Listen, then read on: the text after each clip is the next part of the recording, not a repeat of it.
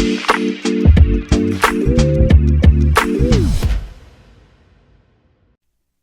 right, joining me now here on the Chase Moss podcast, old friend, and by old I mean like a month and a half when I met him in person at Sports Source, Ryan Callahan of GoVols247. Ryan, how are you? Doing well. Hope you are as well. And you know what? Month and a half, year and a half, 15 years, it's all a long time, right? I know. It's like, when do you become an old friend? Like what age do you just, you're like, this is my old friend blank, or like we go back? Like, what is go back? When is it officially go back season? Is it 5 years? 10? Yeah, I mean, normally you would think so, but it's all relative, right? Mm-hmm.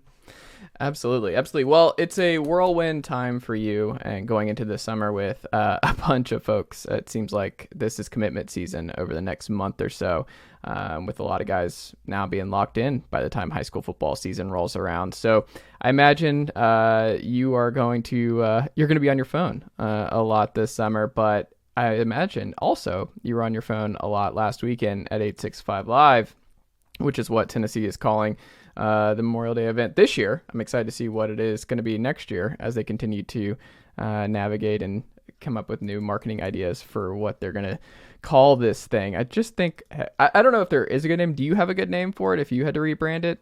I don't. I thought 865 Live was an improvement from the previous one, Rocky Topalooza. So I think it's a step in the right direction. That could stick. You know, you don't want to try too hard and redo it every single year, but yeah, you want to get it right at the same time. So I think that one at least went over better and seemed like more of a modern name, I guess, than Rocky Topalooza. But hey, we'll see if they come up with something different next year. Absolutely. Are you ready to put in a crystal ball for Mike Matthews to Tennessee? I'm not. That's why I haven't just yet. But I do think Tennessee is probably the at least the slight favorite there going into his official visits. I think there are some heavy hitters in that one, just to the point that you can't rule out things changing. And Alabama will get an official visit, it looks like. Georgia's still, at least on the periphery there, still looming. Although I think right now there's a better chance of him leaving the state. And the kind of the main teams we've heard the most about in recent months, probably Tennessee, USC, and Clemson. So, we'll see what surfaces over the next few weeks. He's still got that Tennessee official visit coming up closer to the end of the month, the weekend of June 23rd. So I think Tennessee's in pretty good shape there, but you seldom get a 5-star without a serious fight. He's a big time talent, a two-way talent for that matter. Some people think he could be a safety, but he's made it pretty clear he wants to play wide receiver, and that's one of the things working in Tennessee's favor. So I think they've done a great job with him so far. He clearly has a good comfort level with Tennessee. If I was making a pick today, just based on where things stand, I would pick Tennessee, but not quite ready to crystal ball him just because you don't know what might come of the next few weeks. I kind of cautioned some people recently. Remember where Carnell Tate looked like he was, around this time of last year, and Francis Mauigoa was trending toward Tennessee at one point and trended away. In some ways, the race is just beginning for some of these guys going down the home stretch. So we'll see where things are in the next couple of weeks. But yes, Tennessee in good shape now, just not quite ready to make that pick. I'm doing what I can. He went to my high school back in Parkview. They have the orange checkerboard in the end zone already. Like, it's a natural progression for him. Like, it's a natural, and they were really in on another in the Pruitt era. There was a running back. Was it Chase Brown? Do you know Cody Brown? Cody Brown. Yeah, he signed with them and just didn't make campus after the coaching change. Yeah. Probably it was more of a probably better scheme fit in Pruitt's old system, and didn't work out at Miami. I think he ended up. I was gonna say yeah.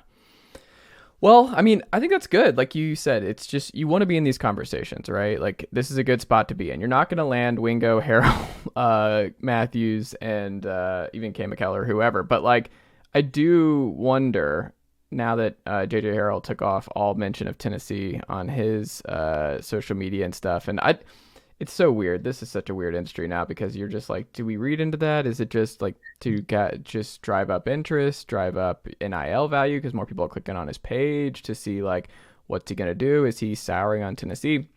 But in your estimation, when you look at Tennessee reportedly wanting to take 4 receivers, if Mike Matthews jumps in the boat, because it seems like he's going to be a July commitment, right? And if Tennessee gets him at the end of June, which is very good that you're getting him right before he's thinking about potentially locking in where he's going to go. Like, how much does that change Harrell in his potential of landing in Tennessee? If Matthews falls, does that change anything for, especially Matthews Wingo, maybe, or Matthews Amari? Does that mean Harrell's probably out, or are they comfortable being able to land all of those guys? I don't think it would change anything. Certainly not from Mm, Tennessee's standpoint. Like you said, they're probably trying to sign 4 in this class if they can get 4 they like. mm, Uh, and from his perspective, I don't know that JJ Harrell's likely to be spooked by a 5-star receiver committing to Tennessee if it gets to that point. So mm. we'll see. He's a confident kid. I think he thinks he's a big time talent for that matter, and that's that. He's still being pursued by other schools. My sense this spring talking with him is he's just wanted to continue to get recruited and look around and make sure he's making the right decision because he did commit pretty early, just as his recruitment was kind of heating up. Mm. Now Ole Miss is just down the road and has come into the picture a little bit more.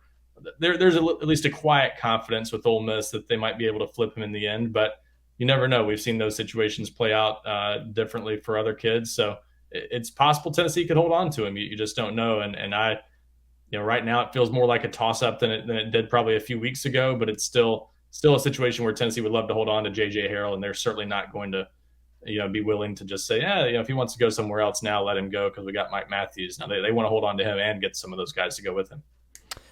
If you were a betting man, and I'm not, I don't know if you are, Ryan, but when you think about 2 of 4, like, do you feel pretty good that Tennessee should land 2 of Amari Jefferson, Mike Matthews, Ryan Wingo, and JJ Harrell? I think so. I think that's a pretty reasonably safe bet right Mm. now.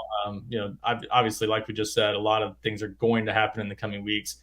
Ryan Wingo, kind of adding a variable to the equation we mentioned a second ago. He's probably going to wait until December to make a decision. He's probably going to go the distance and has told me he might even announce on early signing day. So that one's not going to play out anytime Wow.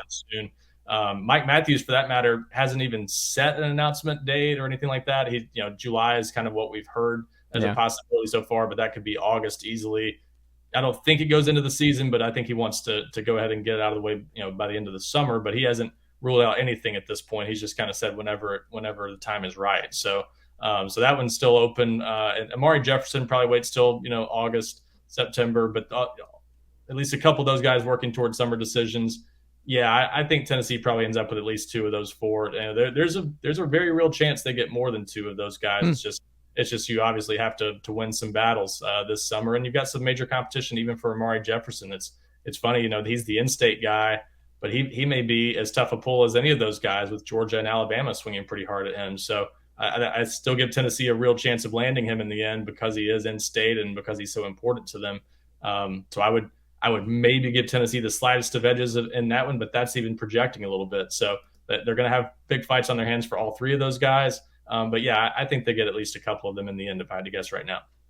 Do you think Amir Jackson took it personally at all? That like Jane Riddell was the primary target for so long, and Tennessee was obviously zoned in, and then he comes in for 865 live, and it seems like he made it a point. I think it was you, I heard on the background of the video with him in that media scrum where he's definitely not all locked in on Florida, right? Like everyone just kind of assumed that he would end up in Florida, South Georgia kid, near the line, and I don't know. Like, is it weird? Like, you've been covering recruiting for a long time, Ryan. Like, because these guys know. Like, I'm sure Amir knows that like Jane Riddell has been like the target, and it was down to Georgia and Tennessee. Do they care about that, or do they ultimately like, no, I get it. Like, he's a big target, and I'm next in line to just see if I can if you can get me in the boat. Is that not awkward at all? I don't think so, and I don't know that he was to the point that he was really looking into it all that much with Hmm. all the schools he was considering. Tennessee wasn't, just running second for him the whole time. I don't think Yeah. he was. I think because he hadn't been to campus before, I think the visit last weekend kind of put them on his radar a little bit more than they were before. Mm. But he had been up once before, but it was just for an AAU basketball tournament. He actually played on Jordan McRae's team in Hmm. South Georgia and had come up to Knoxville before with that team, but otherwise had not visited Tennessee. So I think that visit put them on the radar more. Now he was also at Miami this week, actually just yesterday for a camp and workout and visit, spending a couple days there.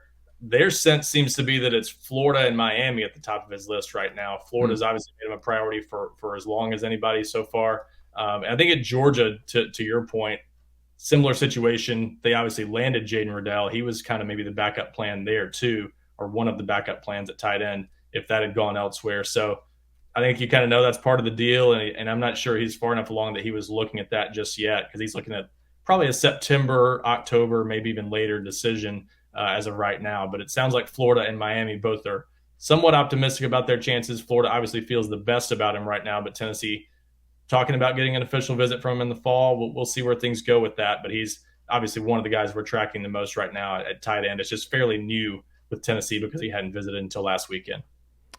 Does your sense tell you, like, with LeBlanc now gone, Riddell now gone, Amir trending potentially towards Georgia, Florida, or is Tennessee kind of running out of options here at tight end?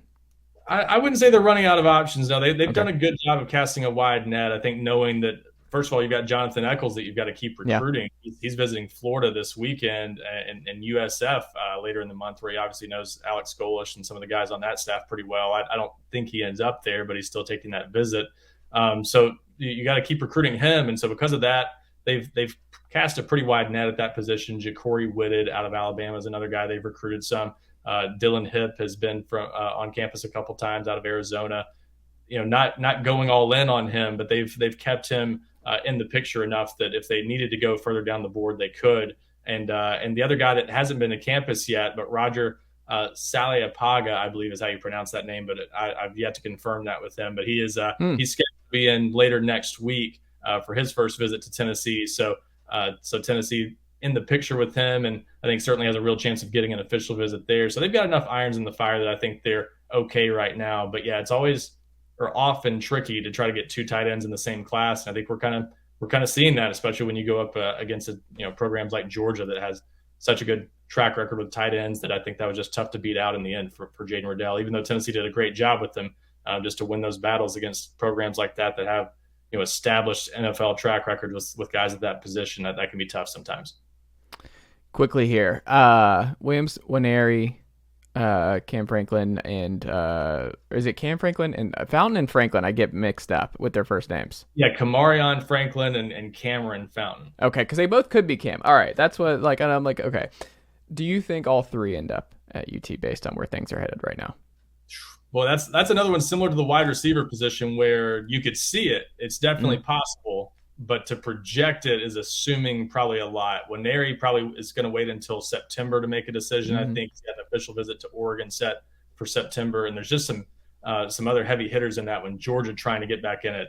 Oklahoma's been a factor from the start. Even Missouri, the home state school, at one point earlier this year, we thought he might be leaning toward them. That's kind of faded a little bit, but they're still in the picture. All those teams are going to be fighting tooth and nail for him. He's the number 2 player in the country in 24 sports rankings. So that one, I'm not ready to call that one just yet. I just think Tennessee's in probably in the driver's seat right now, but not by a huge margin. And the official visits obviously could change that one quite a bit.